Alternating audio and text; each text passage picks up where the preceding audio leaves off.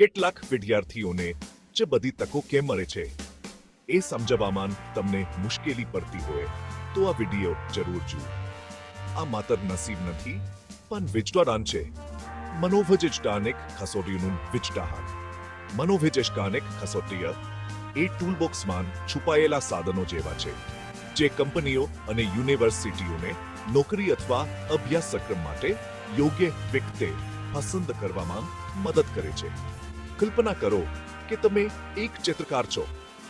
દૃશ્યને બદલે તમને એક મનોવૈજ્ઞાનિક કસોટી મળે છે જે તમારી કુશળતા અને વ્યક્તિત્વને કેનવાસ પર દરેકને જોવા માટે રંગ આપે છે.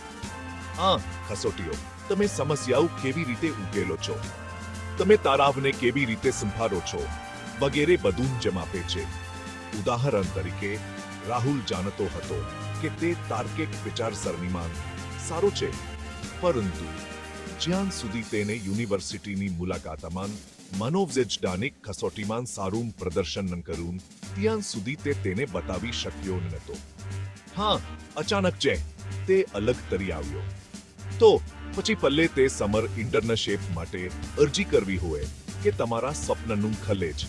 આ કસોટીઓને સમજવાથી તમને ખરેખર ફાયદો થઈ શકે છે.